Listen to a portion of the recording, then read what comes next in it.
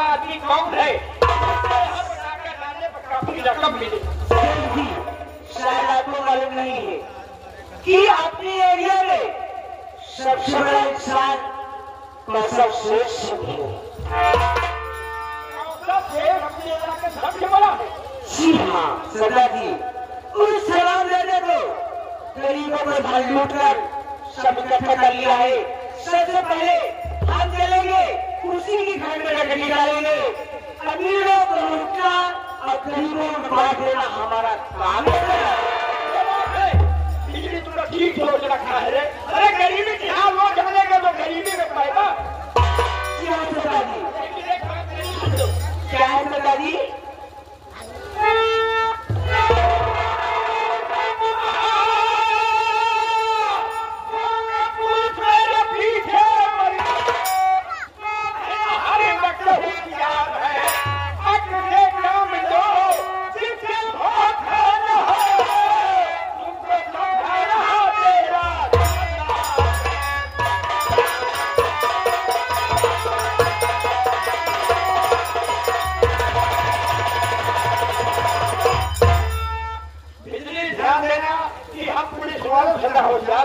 सरदार जी आप याद रखना, जैसे ये लाइट आपने मेरा बिजली नाम रखा है, ये लाइट ऐसे लाइट बढ़ रही है। ये बिजली नहीं 250 रुपये में रहती है, 1000 रुपये में।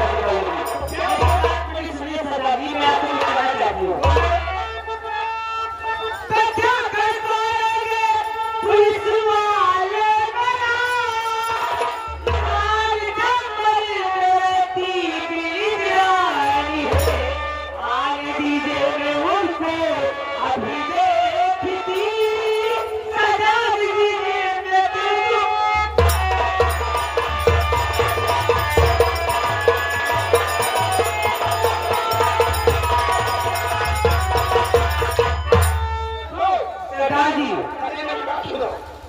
ऐसा है कि आप याद जाने तो कब से कौशल को लूट कर कसरत करेंगे। चलिए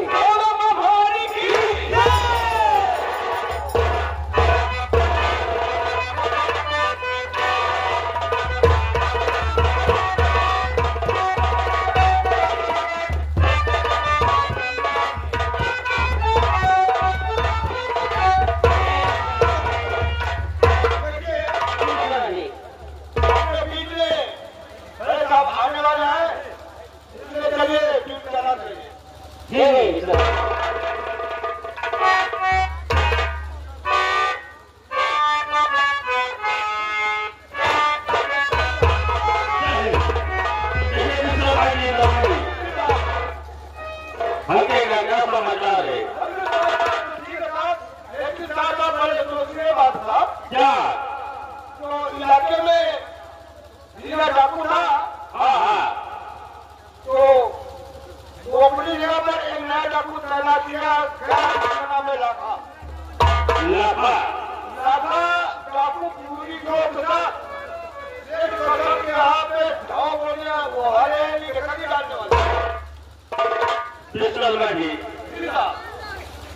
अगर हम लाखा डाकू को अपने पास नहीं कर लेते हैं तो ऐसे महाजनों को लूट करके कंगाल कर देगा। तो आइए आपसे कौशल के मकान के चारों तरफ अपने फोर्स लगा देते हैं ताकि वो आए उसे गिरफ्तार कर लिया जाए। ठीक है ना? आइए कौशल लगाएंगे तो अलग चारों तरफ लगा दिए।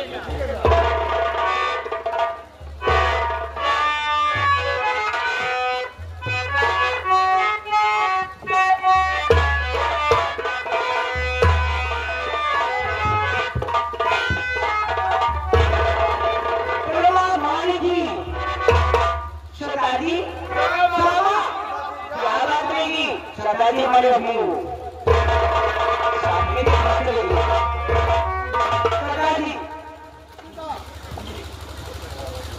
देखिए हक से काम लेना चाहिए।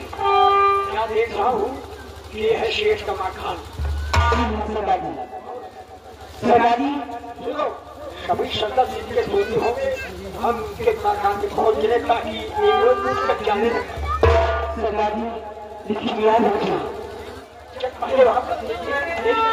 चलिए।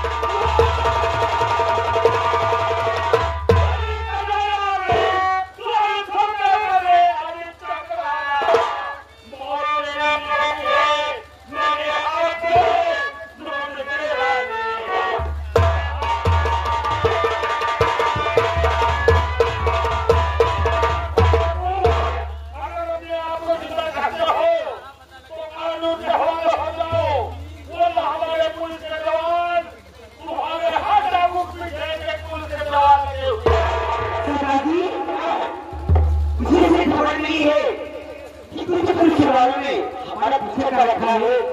पिताजी एक बात ये बताइए, बात बताइए, अगर यहाँ से हम लोग निकलने की कोशिश करेंगे, अगर नहीं निकलेंगे तो हम लोग सारे लोग मारे जाएंगे।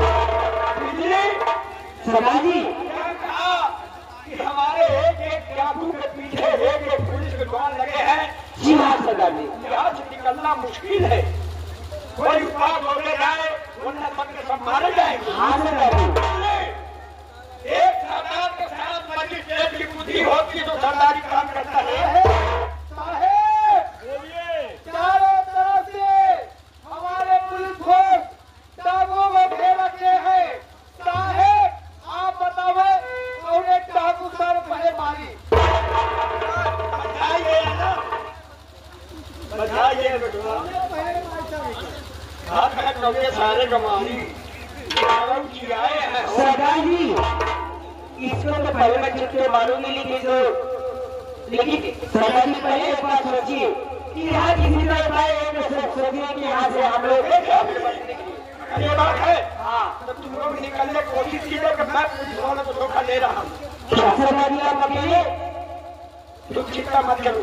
इंस्पेक्टर साहब और लड़का, ये मैं कहता हूँ कि तुम्हारे एक एक पुलिस वाले हमारे एक डाकू के पीछे लगे हुए हैं।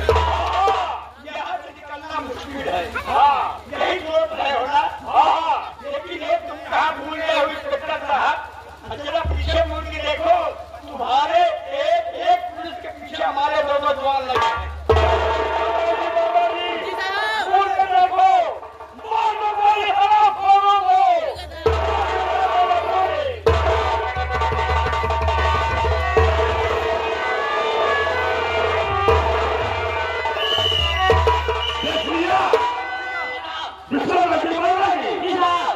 डाकुओं के पुलिस होशियार होते हैं। आपको थोड़ा देर के हाथ में भागते हैं। आइए हम अपना पीछा करते हैं।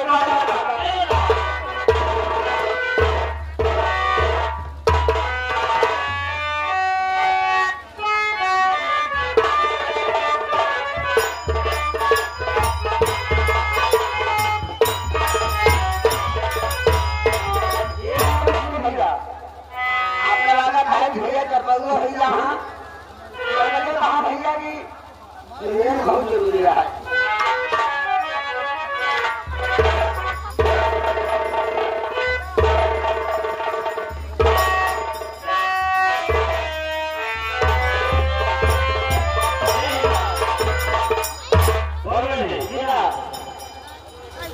अगर मुसलमान नहीं आए इंतजार करते हैं, क्या करते हैं?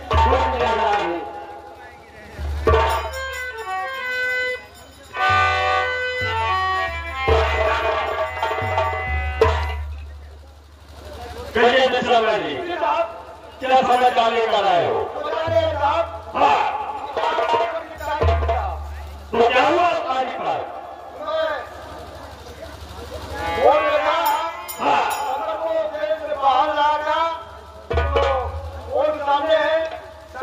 इतनी ईमानदारों मेरे साथ एक साथ और कायम काम किया है, उसके कारनामे देखते हुए और ऊपर के बड़े बड़े अधिकारी साहब 20 साल में 3 साल सजा माफ कर दी साहब। कहने का मतलब कि सरकार को 20 साल की सजा हुई और उसके कारनामे को देखते हुए हर अधिकारी खुश होकर के उसी 3 साल की सजा कम कर दिया।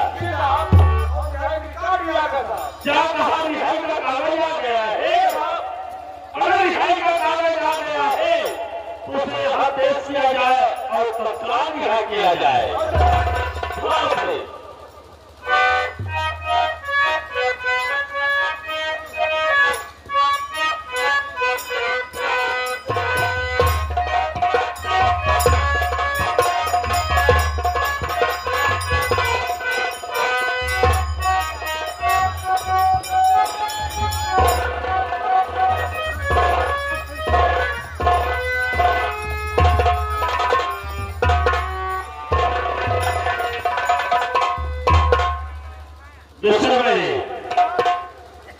देखिए सरकार के हाथों में हथकड़ियां खोल दिया जाए और इनकी सरकारी वर्दी उड़वा करके जमा कर दिया जाए और इनके पुराने कपड़े दे दिए जाए।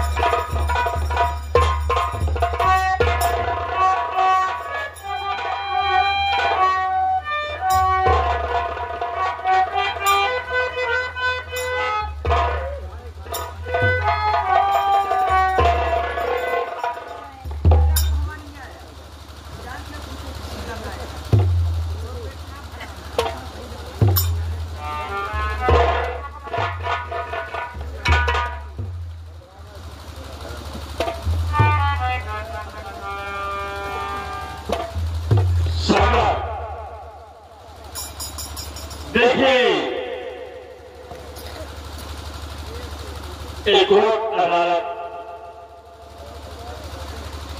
तुम्हारे गुनाहों को देखते हुए 20 साल की सजा तुम्हें सुनाएगी और तुम्हारे कारनामे को देखते हुए, तुम्हारी ईमानदारी को देखते हुए डिप्टी जेलर से लेकर के पुलिस अधीक्षक, कप्तान, एसपी हर अधिकारी खुश होकर के तुम्हारी 30 साल की सजा में तुम्हारी 3 साल की सजा कम कर दिया गया और तुझे अदालत रिहा करती है। ठीक है साहब, ये आपकी मेहरबानी है जो मेरी सजा कम हुई साहब। सजा आज तुम्हारी रिहाई है और जब लगे अपने माता पिता से मुलाकात करिए और अपने गाँव वालों से मुलाकात करिए। लेकिन ये बात हमेशा ध्यान रखना सरकार कि अपनी जिंदगी में कोई ऐसा गलत कदम नहीं उठाना ताकि तुम्हें इस जेल की दीवार दोबारा देखने के लिए तुम्हें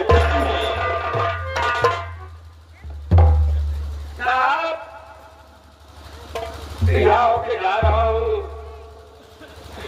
और आपकी नसीहत में रत्न दिमाग में देखिए ये अदालत है, दुनिया भर नहीं। तुम्हारी रिहाई हो गई और तुम यहाँ से जा सकते हो।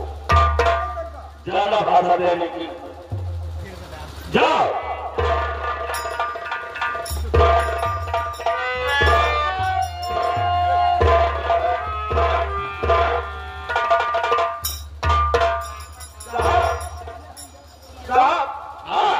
शंकर की निगाह तो इस तरह बताइए साहब, ना तो शंकर सुना है। देखिए विश्वनाथ जी, या तो देश से छूटा हुआ इंसान सुधर जाता है या तो खूंखार जगह बन जाता है। लेकिन आप लोगों को इसके ऊपर कहीं निगरानी रखना होगा। अगर अभी मैं इसको किसी के पाया इसको पर इतनी धरा लगा मैं मत करूंगा कि सारी जिंदगी में गुजर जाएगा। ठीक है, इसमें कहीं निगरानी रखना, उसके बाद हम इसका फैसला खुद करेंगे। ठीक है, बच्चा रहो आगे।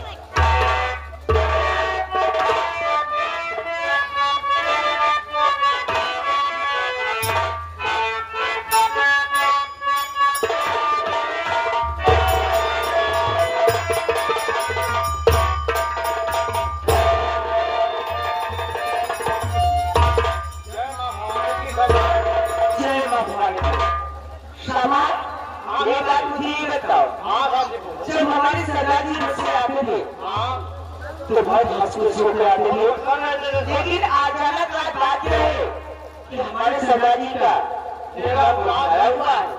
तेरा बुलावा साथी आप कोई बात नहीं है, आप साथ में नहीं, मैं सरदार जी से खुद बात करूंगी।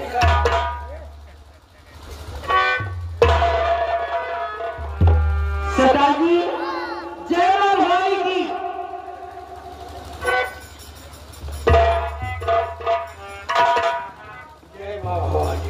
सरदार जी मैं नहीं समझ पा रही कि आज जब हमेशा आते थे हमारे घर में सरदार जी हमेशा हंसते मुस्कुराते हुए कुछ बताते हुए, लेकिन आज अचानक ऐसी कौन सी बात है सरदार जी जो आपका चेहरा मुरझाया हुआ है?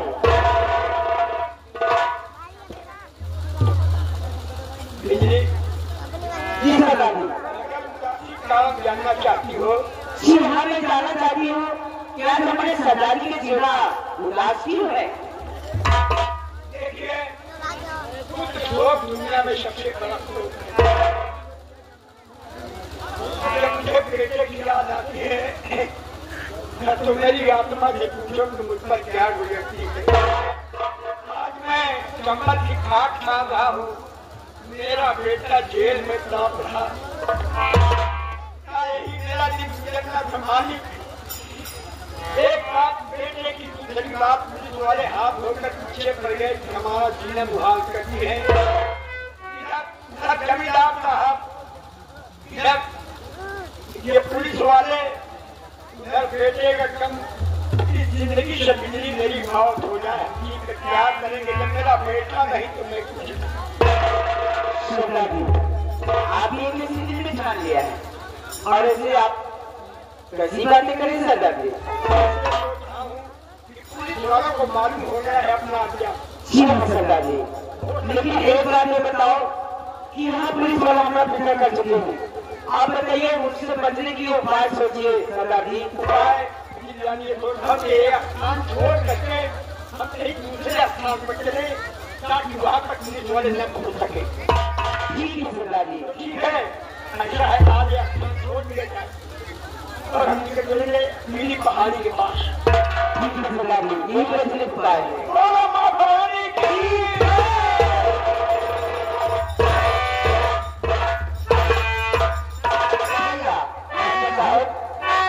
धीरे धीरे ना आए जवानी, धीरे धीरे आहे माई, धीरे धीरे ना। माई जी के दरबार इस हमने अनुराधा के ऊपर मुसीबत पड़ी आज, इतने परेशान है आज हालत आई यहाँ भरोसा है मैं जगदम्बे के ऊपर। अरे कि माई धीरे धीरे ना